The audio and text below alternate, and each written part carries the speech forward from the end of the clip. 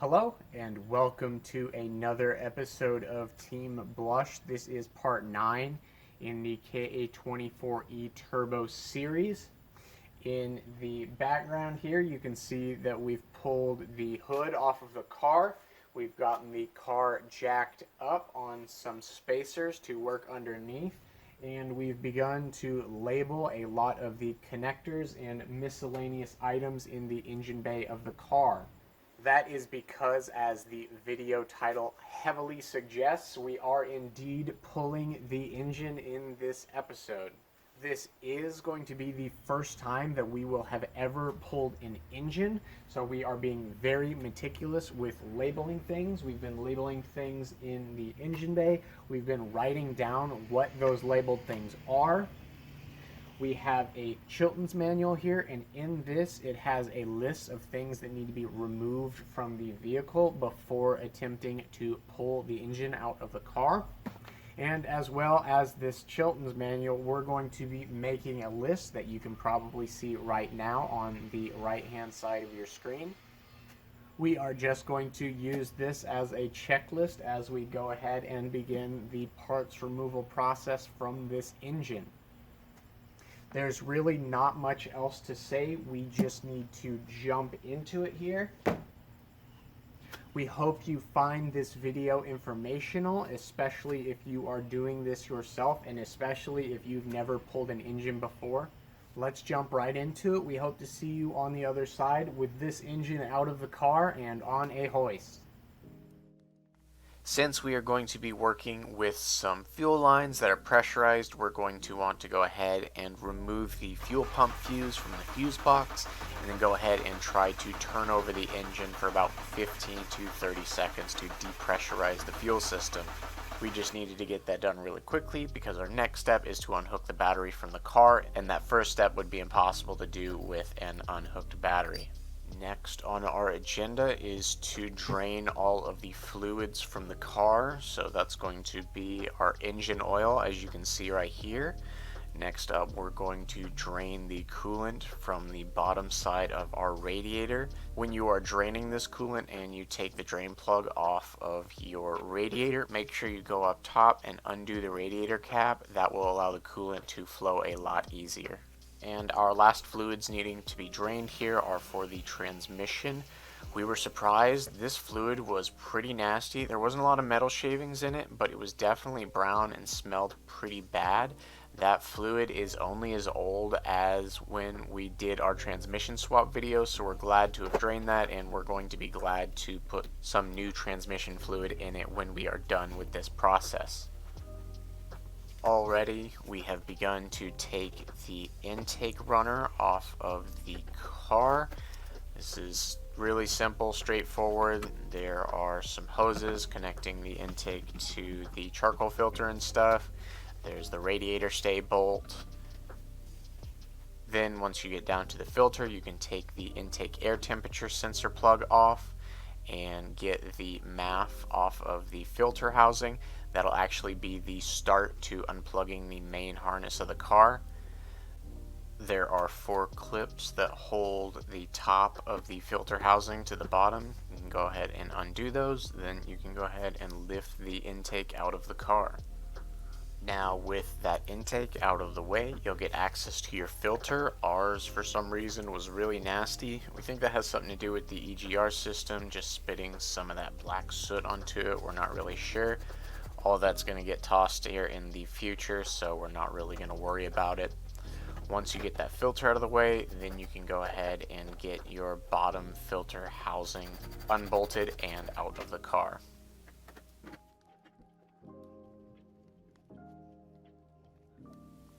Let's go ahead and focus on getting the radiator out of the car. There are the top 2 bolts for the radiator stays that need to get undone.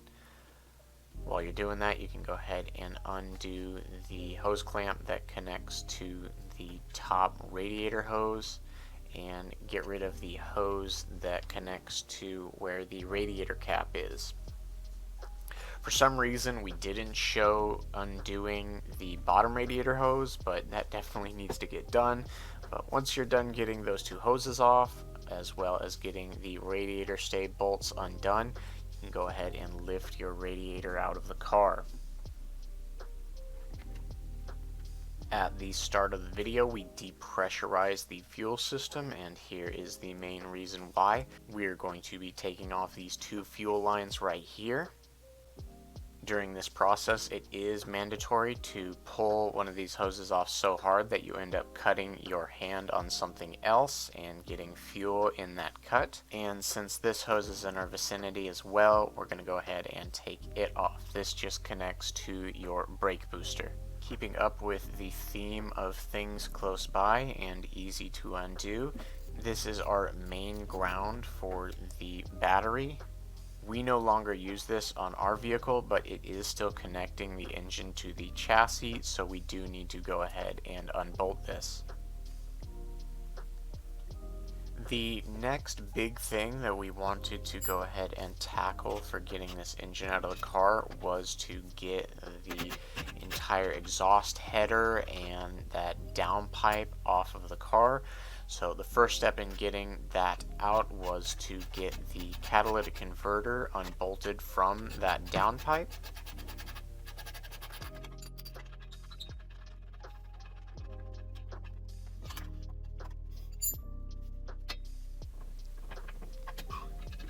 From there we went back into the engine bay, and this EGR stuff was in the way, so we had to get that unbolted. I believe it was 3 bolts connecting it to the side of the engine bay here.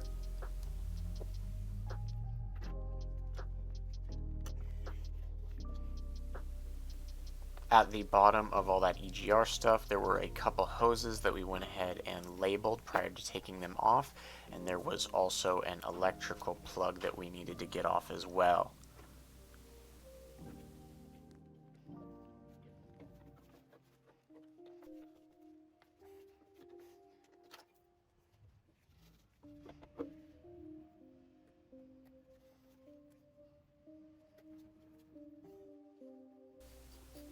With that out of the way, we were able to start working on the exhaust header heat shield.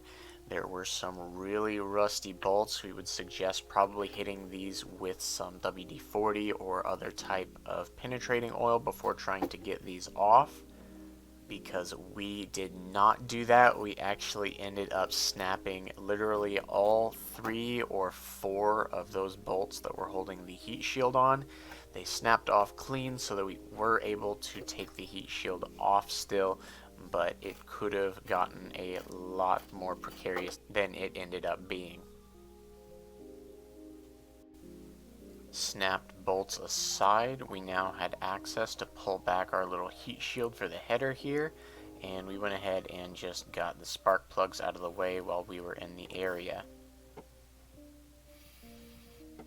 We thought these header bolts were going to be a lot more stuck than they ended up actually being.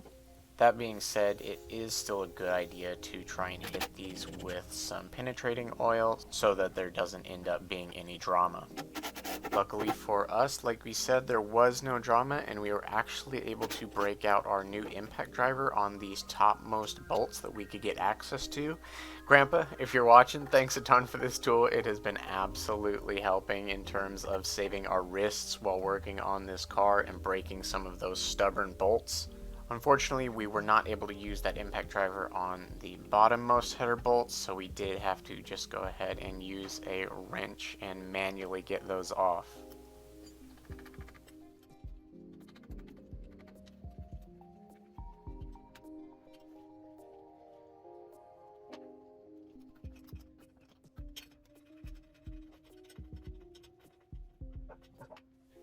With the header bolts finally off, we pulled the header away from the head of the engine and then tried to maneuver the heat shield around the sensor on the bottom of the header and the air conditioning lines.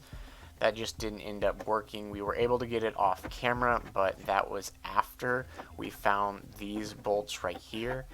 There are some very rusty bolts. I believe there's 3 of them holding the header onto the kind of downpipe of the OEM exhaust system. We were also unable to take those off on camera. We had to get a much stronger impact gun and use a lot of lubricant to actually crack those. But once we did crack those bolts, we were able to remove that from the engine, and then we were able to go ahead and remove the header later. That whole series of events didn't happen in sequence with the way that we were recording, so in the background of some of these later clips, you will still see the header on. We apologize about that, but it just did not work out with the way that we were recording. Moving on though, we are starting to get our main wiring harness unplugged. We started from the very far end here on the bottom of the coil. There were 2 plugs that we took off of that. Then we moved along to this plug for the distributor in front of the valve cover. This is definitely the more scary bit of taking apart this engine bay. Just make sure for every connector that you are undoing, you're going ahead and labeling that with whatever labeling system you want to use. We actually ended up looking at what each connector was connecting to and labeling that, and then putting it on a piece of paper what that was. But you can also just use a simple number system, 1, 2, 3, and make sure that you are labeling each side of each connector as you are taking it apart. Make sure you put back these little clips on these connectors, or go ahead and put them in a baggie so that you don't lose them before you go ahead and put this wiring harness back together. Be thorough. There are some hidden connectors like this one underneath the front of the intake manifold. And this was actually the first connector that we took off of the engine that we didn't know what it connected to. So we went ahead and simply labeled this as E1 for electrical 1. We should be able to figure out where that goes in the future. To the right of the front of the intake here, there were 2 more plugs that we got undone before moving to remove the bolts for these 2 engine ground connections on the head of the engine here.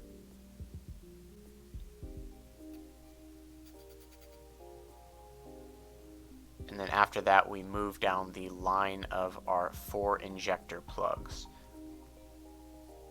When removing the injector plugs, we seen that another plug went down underneath our throttle cables here. So we didn't know what that was. We labeled it E2 and we got that taken off. From here, there should only be 4 connectors left. The main wiring harness splits kinda at the valve cover off to the left and right. Here on the left, there are 2 connectors on the back side of your intake manifold. On the opposite side behind the valve cover, there are 2 plugs that connect into some sensors in the mess of EGR hoses that are back there. That should have been everything that you needed to disconnect on the main wiring harness here. Now you can just kind of push that wiring harness aside onto the bottom of the windshield here just to get it out of the way. Moving right along, we can go ahead and undo our throttle cables. Apologize about the framing of this scene. We must not have been paying attention to the frame of the phone when we were filming it, but this is pretty self-explanatory. You undo the 2 nuts that are holding the cable to the little bracket, and you can get enough slack in the cable to run it underneath the channel that holds it to the rotating spring assembly, and you can simply slide it out of there. Diving down underneath the intake and further into the engine bay, we went ahead and just disconnected the connector on this lower radiator hose temperature sensor. And at that point, these hoses for the charcoal canister were getting in our way, so we decided to just go ahead and get those removed and set those aside as best as we could.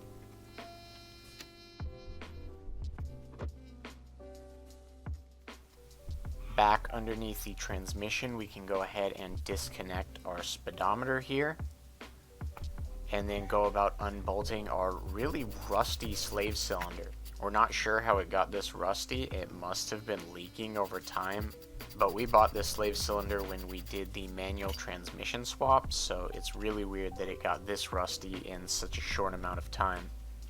That will definitely need to get replaced. And at this point, while you have gone ahead and unbolted your slave cylinder and disconnected your speedometer wire, you can go ahead and unplug the switches on your transmission, because we have hardwired our switches into a little loom and then plugged it into this middlemost plug right here on the side of the fuse box. We opted to simply just unplug this, and that is all of the electrical connections on the transmission completely separated from the chassis. In this footage, we're showing you the two wires that you need to go ahead and disconnect from your starter in order to isolate it from the main harness. We were unfortunately unable to get the actual shot of us undoing these wires because this angle was way too tight, but there is this primary wire, and then there is this secondary plug that needs to get undone. Same story for the alternator here, but instead there are three wires connecting it to the main harness. There is this topmost black plug that needs to get pulled. Then there is this yellow wire in kind of the middle, and then to the left of that there is a smaller wire. All three of those need to get undone, and then your alternator will be isolated from the main harness. To the left of the sump of your oil pan here, there is another connector. It looks to be connected to some power steering lines. We're not sure what it is, but it does need to be disconnected, and since we did not know what it was, we labeled that accordingly. Underneath your oil filter housing, there is a plug. This is your oil pressure sending unit plug. We didn't actually film us taking this off because we thought it was going to be a lot harder than it actually was. This simply disconnects with a simple pull. Continuing to plug along, there is quite a few things to get undone before we can get this engine out of the car. We need to remove the drive shaft. So at the very rear there are 4 bolts. You will have to rotate the drive shaft to probably get to all 4 of them, but get those out. That will then lead down the drive shaft to what is known as the carrier bearing. This simply gets undone by undoing these 2 bolts, and then with that your drive shaft should be free. We actually had to hit ours with a rubber hammer a few times because our carrier bearing was seeming to bind, but it came out easy enough and we were able to remove it from the car.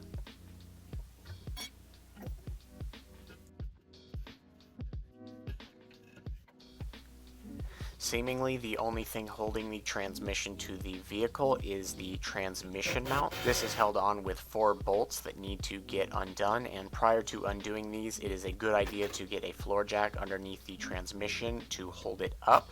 And we say seemingly this is the last thing that we need to take off because, as you'll see in an upcoming segment, that there is something that we are definitely forgetting. You may already know what that is, but at the time we completely overlooked it and we're lucky we didn't damage something. Power steering hoses are the next thing on the agenda to get off. There are only 2 of them, but when unbolting them, things can get very messy. As you can see in this shot, we have an oil pan underneath the car to capture all of that nasty ATF that is inevitably going to leak onto the ground.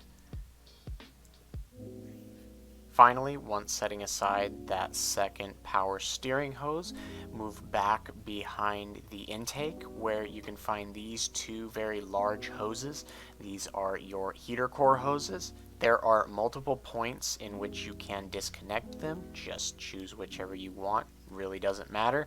We were unable to catch this on camera because getting our hand back behind the intake along with the camera was just too hard. So you will have to make do with us showing you that those hoses were disconnected off camera. Because our car still has the factory AC compressor and we still want to keep this AC compressor along with the entire air conditioning system, we're simply going to unbolt this from the car. We're not going to remove it from the engine bay. As you can see, we tied a rope to one of the hard lines and then just kind of secured it as best as we could to the side of the engine bay here, so that when we unbolt it, it can just hang in the engine bay away from the engine as we pull it from the vehicle. Okay, well, it is the next day. Yesterday, it seems like we've gotten everything that connects the engine to the chassis disconnected. We've walked around it a few times here, just kind of giving everything a little visual inspection to see if it's still connected anywhere. It doesn't seem like it. Hopefully that little timeline there will help you if you are looking to get your engine out of your car. So yeah, it looks like we're going to go ahead and get the engine hoist. We're going to get it connected to some points on the engine, and we'll look at undoing the 2 motor mount bolts. Let's get this thing out of here. Here is just a little visual reference on how we went about bolting the engine hoist to the engine. And as a note, we actually had to take off the front bumper, the front bash bar, and the inner wheel well liners of the car to actually get our engine hoist close enough to the engine to bolt it up like this. We didn't end up getting that on camera, but if you're having the same issue with your hoist being unable to get close enough to your engine, you can go ahead and watch the Street Faction bash bar installation on our YouTube channel, where we go into much more detail on how to remove the front end of the vehicle. Right now, and in about the last 60 seconds here, we've been working on getting the motor mount bolts unbolted from the subframe. And as you can see, one side of that motor mount is really easy to get to, and the other one is an absolute pain. But once we got those undone, it was time to go ahead and lift the engine from the car. Except remember when we said that we seemingly unbolted everything from the transmission that we needed to? Well, that is because we were so caught up with making sure anything didn't get caught in the engine bay itself or snagged that we completely forgot about the interior of the vehicle, and we completely glossed over getting the actual shifter mechanism itself uninstalled from the top of the transmission. We're lucky we didn't damage anything because we were pulling pretty decently hard with the hoist, and it took us a little bit to figure out what was getting caught. Fixing our little mishap, we went ahead and got the shift knob off. You can see that the shifter is actually pulled down into the interior a lot more than it normally would be. We got the bezel off, and that gave us access to our lower shift boot. And then we unbolted the 6 bolts that hold the shifter mechanism to the top of the transmission.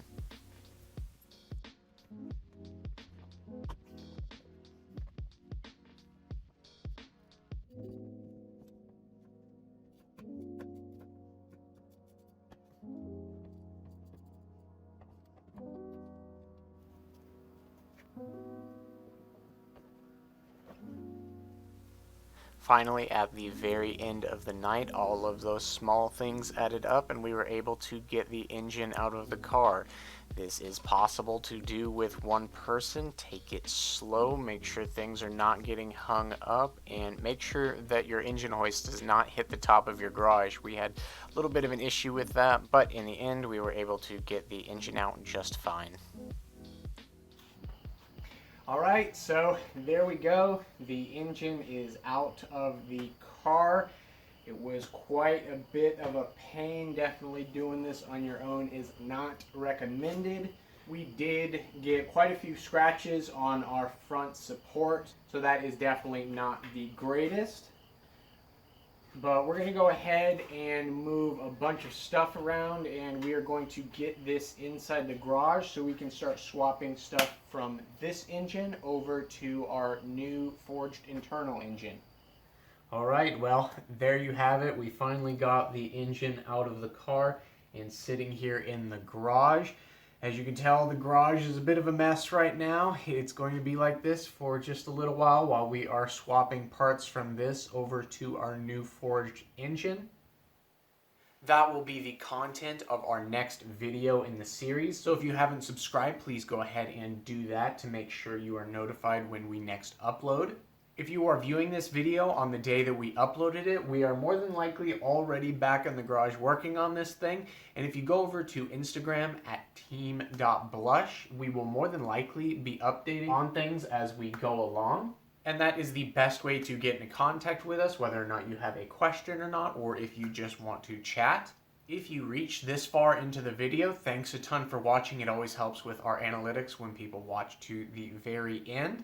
And please, if you reach this far in the video, let us know down in the comments how you like the editing of this video. It's really hard to figure out whether or not we are going too fast and potentially glossing over some information, or if we are going too slow and the videos are getting a bit boring. So it's always good to get some feedback on that. With that, let's go ahead and wrap up. We hope that you are having a good day or night, depending on what time it is when you are watching this video. We hope to see you in the next episode on the series. And of course, as always, take it easy.